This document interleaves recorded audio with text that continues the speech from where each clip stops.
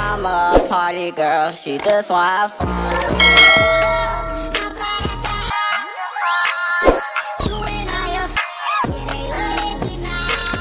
They say you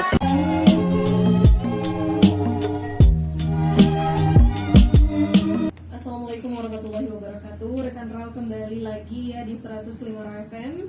Dan kali ini siang hari ini di formasi pukul 11 sampai 1 jam ke depan. Seperti biasa di setiap hari Jumat kita ada obsesi, obrolan seputar Sakopa Islami bersama dengan narasumber kita untuk siang hari ini sudah berhadir di studio. Ada Umu Ulia, langsung saja kita sapa. Assalamualaikum warahmatullahi wabarakatuh. Waalaikumsalam warahmatullahi wabarakatuh. Waalaikumsalam. Dan juga ini Ustazah Umu Ulia. Bagaimana kabarnya hari ini Ustazah? Alhamdulillah. Alhamdulillah. Luar biasa. Luar biasa. Baik, dan kita berharap juga rekan-rekan yang sedang mendengarkan kita siang hari ini dalam obsesi bisa dalam keadaan yang sehat dan baik selalu. Amin ya rabbal alamin. Dan sebelum itu Nada ingatkan untuk rekan Rau yang ingin gabung bersama kita boleh ke WhatsApp 0822 99996105. Karena siang hari ini kita akan membahas mengenai tema menjaga umat dari lisan yang sesat menyesatkan. Benar ya, Ustazah? Nah, menarik sekali rekan Rau temanya. Jadi mengenai tema ini rekan Rau bisa sampaikan pertanyaannya nanti ya. Oke deh, jadi kita langsung aja nih mengenai tema kita menjaga umat dari lisan yang sesat menyesatkan. Nah, ini seperti apa? Boleh langsung saja disampaikan Ustazah, silakan. Baik, terima kasih Mbak Nada. Bismillahirrahmanirrahim.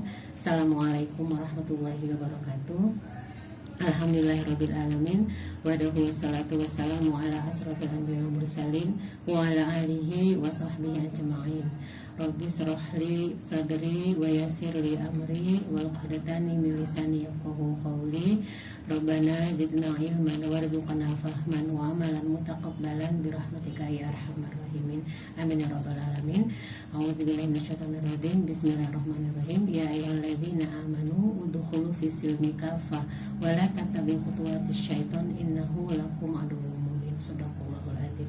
Alhamdulillah dengan Mbak Nada di sini tentunya dan juga pendengar setia obsesi dimanapun Anda berada, kita akan membahas topik tentang sebetulnya terkait dengan masalah bagaimana kita ada kewajiban membela Islam begitu ya, dengan judul menjaga umat dari lisan yang sesat dan menyesatkan. Dan tentunya materi ini tidak akan terlepas dari pembahasan kita secara umum dalam obsesi bagaimana ternyata memang Islam itu pun membahas tentang bahwa memang ada kewajiban seorang muslim itu untuk membela agamanya begitu ya.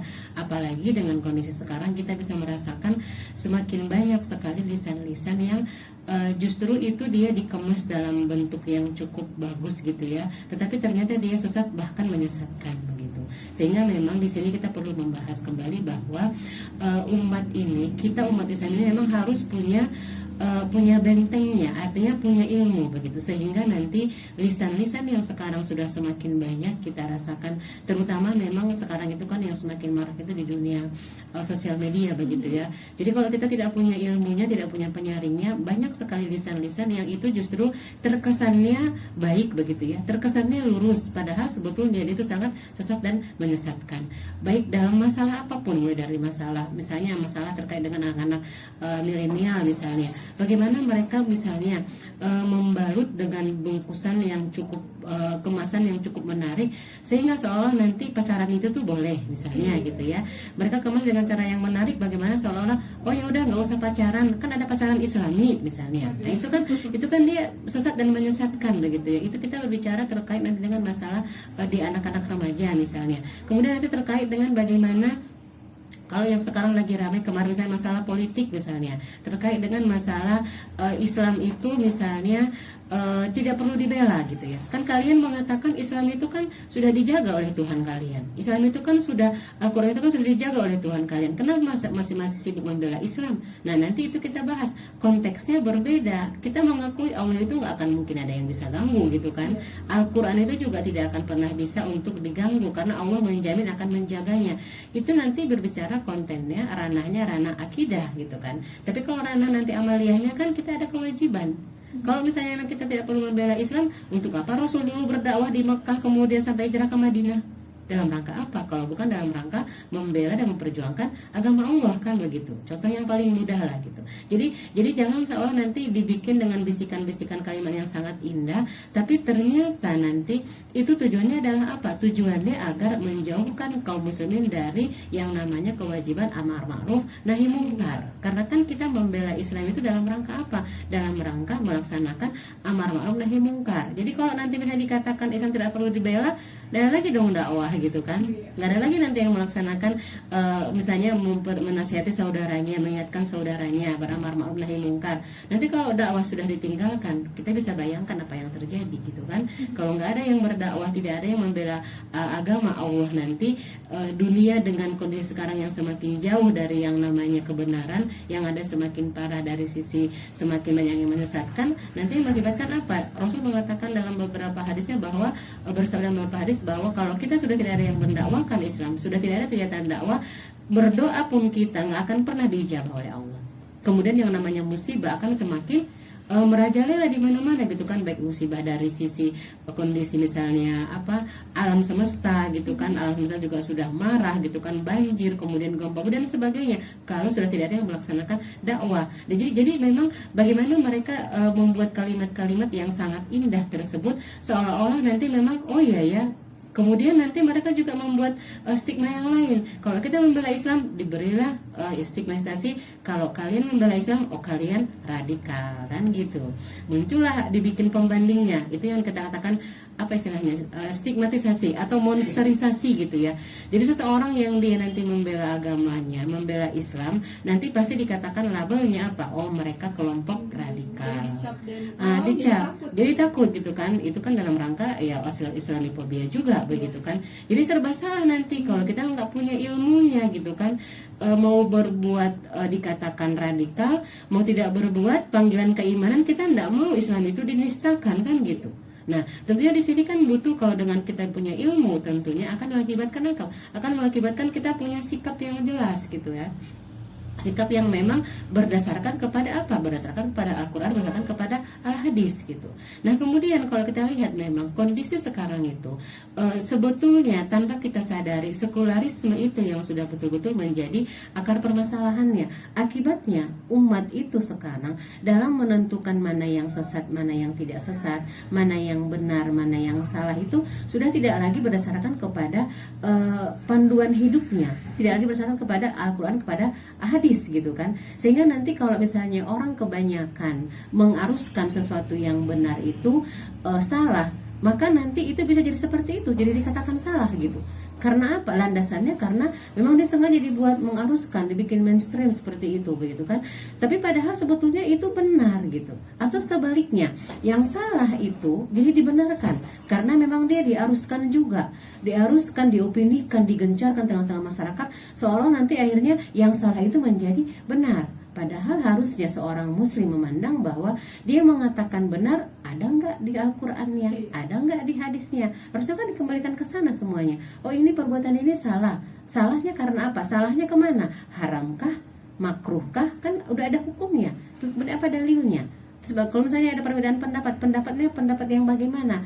Ulama ini mengatakan bagaimana? Mana yang paling kuat? Nah ini sebetulnya kita lihat fakta-fakta ini tentunya adalah akibat dari memang kita semakin dijauhkan dari Islam. Yang ada sekarang adalah sekularisme tadi itu, memisahkan agama dengan kehidupan. Kemudian dalam konteks negara nanti kita lihat bagaimana terkait dengan para penguasa pun anti kritik misalnya. Kenapa? Karena mereka kan pengen berkuasa terus. Nanti kalau dikritik kan nanti digoyang nanti kekuasaannya. Padahal kan dalam Islam ada nggak aturan bagaimana kita mengoreksi penguasa? Ada. Muhasabah lil hukam gitu kan. Itu kewajiban. Konteks bagaimana kita warga negara itu kan juga mengingatkan penguasa. Kita bisa baca rujukannya apa? Bisa di Al-Quran, di hadis. Bagaimana misalnya para sahabat, bagaimana seorang Umar saja berani seorang wanita itu mengkritiknya terkait dengan masalah mahar misalnya gitu kan. Bagaimana seorang wanita itu juga mengkritik kepada Rasulullah. Kok laki-laki Rasul enak ya, mereka bisa berjihad denganmu, mereka nanti masuk surga. Kami perempuan ini di rumah terus gitu kan. Nggak ada kesempatan mendapatkan surga, nggak bisa berjihad. Nah itu kan, itu bagaimana kita lihat antara warga negaranya itu dengan penguasanya itu memang ada muhasabah munasabah lil hukam. Kita lihat fakta sekarang lah, mungkin Mbak Nada bisa lihat lah ya, bagaimana fakta sekarang. Ada yang mengkritik sedikit aja, bikin sedikit postingan di sosmed, udah dipanggil gitu kan, dipanggil kemudian nanti dia dipenjarakan gitu kan di sidang. Atau misalnya dia sebetulnya curhat bagaimana dia merasakan pelayanan kesehatan yang kurang bagus kepada anaknya, misalnya ada yang sampai meninggal, yang malpraktek misalnya. Itu apa yang dilakukan? Nanti yang salah siapa? Yang korban kan gitu.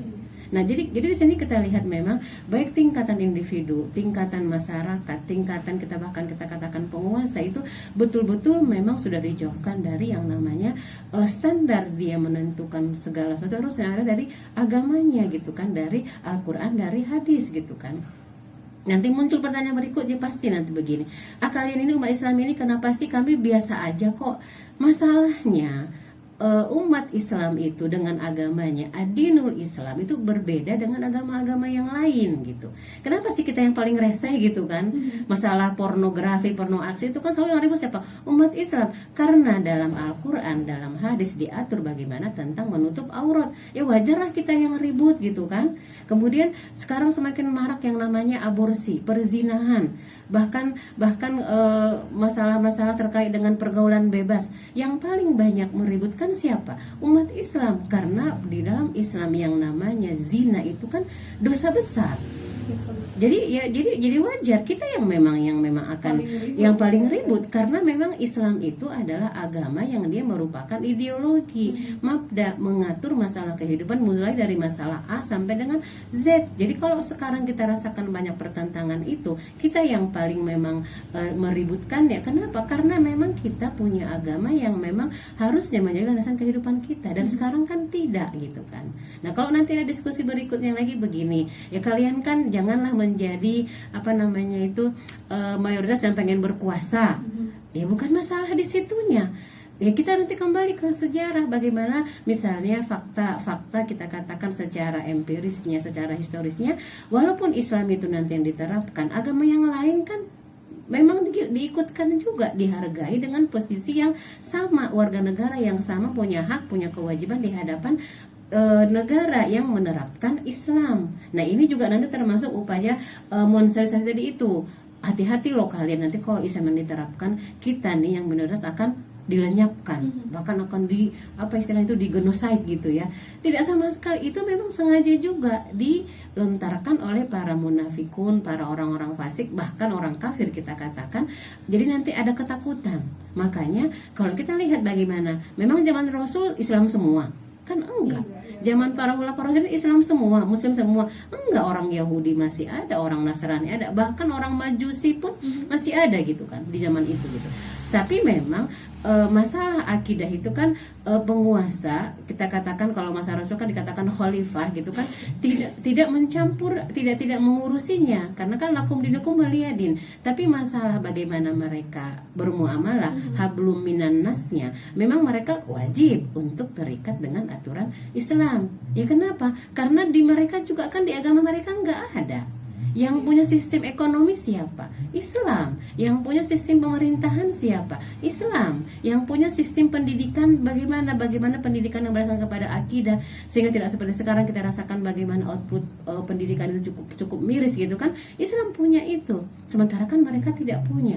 Dan terbukti memang bagaimana dengan penerapan Islam itu yang namanya tadi terkait dengan penistaan agama itu kan memang nggak mungkin tidak ada kan, karena Islam itu dilaksanakan oleh kan manusia, kan bukan malaikat. Tapi tidak separah sekarang penistaan agama itu kan cukup parah. Kita tidak bisa membahas bagaimana banyaknya cara mereka timbul tenggelam memang gitu ya, menistakan agama. Misalnya menistakan Rasulullah, menistakan misalnya kalau dulu kita di Indonesia menistakan azan, disamakan dengan kidung gitu kan. Kemudian apalagi konde dengan kerudung. Itu kan dia timbul tenggelam. Rasulullah dikatakan sebagai tukang kawin misalnya gitu kan, karena istrinya lebih dari 10 sampai 11, ada yang mengatakan 12 gitu kan. Itu kan penistaan gitu kan. Dan itu memang ditumbuh suburkan itu terjadi di masa sekarang, di masa dimana memang kita semakin jauh dari Islam dan yang ada adalah sekularisme itu gitu kan, memisahkan agama dengan kehidupan. Sehingga nanti bagaimana kita agar bisa membela Islam, kemudian bagaimana kita bisa untuk mengalahkan yang namanya lisan yang sesat dan menyesatkan, ya nanti kita kembali kepada Al-Quran, kembali kepada hadis. Bagaimana ternyata memang yang pertama, fakta sekarang kondisi umat itu yang dikatakan banyak fenomena kasus yang dia menistakan agama, kemudian banyak lisan-lisan yang semakin sesat dan menyesatkan, itu ternyata juga ada Allah gambarkan di dalam Al-Quran. Setiap nabi itu kan punya musuh, setiap masa di mana umat itu dengan rasulnya itu mereka punya musuh, dan memang kita bagaimana mensikapinya, ya kembali kepada Al-Quran, bagaimana mensikapi orang-orang yang seperti itu gitu kan. Datang orang fasik, datang orang munafik gitu kan. Orang fasik itu biasanya mereka itu kan dekatnya kan menjadi orang kafir lah, bekerja sama dengan orang kafir, mereka merusak Islam. Nah biasanya ini orang munafik ini orang dalam lah bahasanya gitu ya, yang dia antara lahir dengan batin kan berbeda.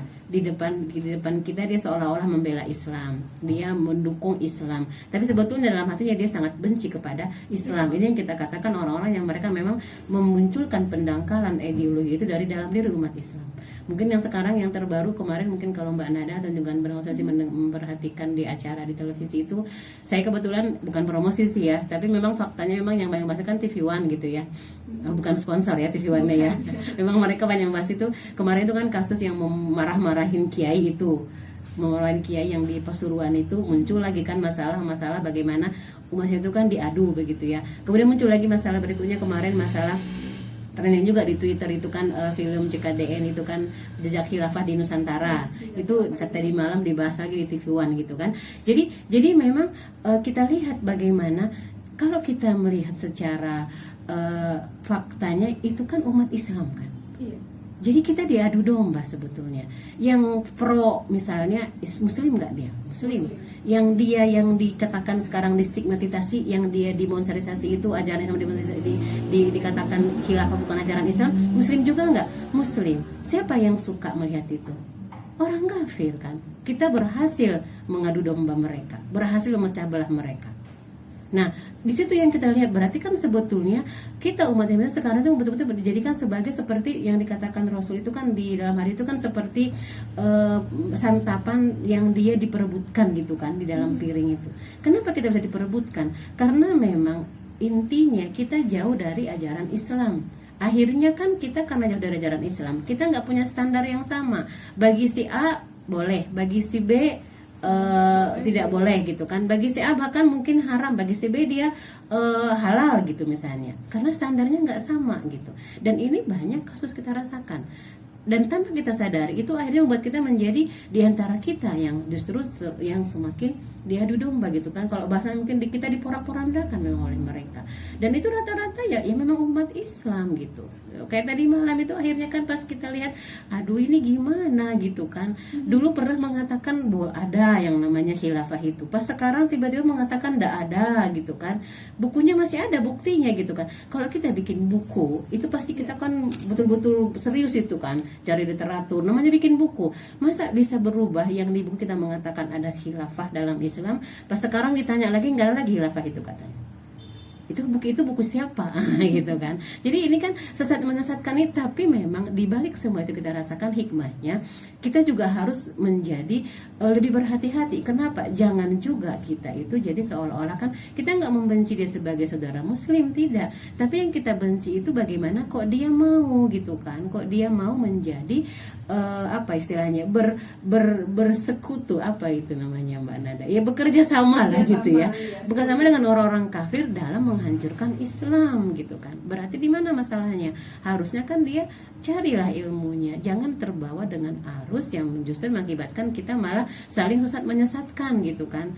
Jadi kuncinya dari mana? Ya Islam kan sudah memberikan solusi. Kalau kita beda pendapat dalam masalah-masalah yang dia boleh beda pendapat kan, kita kan diberikan ruang untuk mendiskusikannya. Kemudian ada kaedahnya tentunya, kalau kita sudah mendapatkan yang namanya pendapat yang kuat, itu yang wajib kita ikuti kan gitu.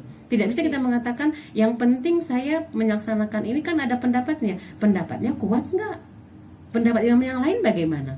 Jumhur ulama mengatakan misalnya hukumnya haram, ada memang satu pendapat yang mengatakan dia hukumnya misalnya halal. Mana yang kita ambil? Kita ambil harusnya kan jumhur ulama. Nah, metode model ini kan sekarang sudah dihilangkan dari kita umat Islam. Yang ada itu nanti aja kan debat kusir. Kemudian nanti ya tadi lisan-lisan yang menyesatkan. Nah, biasanya kita menjadi orang yang terikut karena apa? Karena belum paham. Belum paham. Gagal faham gitu kan. Yang paling parah nanti kalau salah faham gitu kan. Kalau udah salah faham nanti udahlah, artinya kan yang ada kan gontok-gontokan kan gitu. Jadi kan intinya di situ nanti bagaimana kita berusaha dari fakta tersebut ya kembalikan kepada Al-Quran, kembalikan kepada hadis, bagaimana kita mensikapi suatu permasalahan itu tidak karena dia sudah menjadi mainstream gitu kan, karena dia sudah mayoritas pendapat akan selalu benar, belum tentu. Kalau misalnya dia tidak mainstream, tidak banyak yang mendukung, itu apakah jadi salah? Kan tidak juga gitu. Nah, ini kan juga sudah menyalahi metode bagaimana menentukan benar dan salah dalam Islam. Nanti akan kita lihat bagi Mbak Nada bagaimana cara kita untuk bisa menangkal lisan yang sesat dan menyesatkan itu. Kemudian bagaimana cara kita untuk menyatakan bahwa memang Islam itu memang harus dibela, bukan dibiarkan. Demikian. Benar sekali mengenai pembahasan kita dalam obsesi siang hari ini. Rekan Raul jangan lupa untuk sampaikan pertanyaannya 0822-9999-6105 mengenai tema menjaga umat dari lisan yang sesat menyesatkan. Masih akan kita lanjutkan sesaat lagi, kita break sebentar, tetap di 105 FM Your Lifestyle.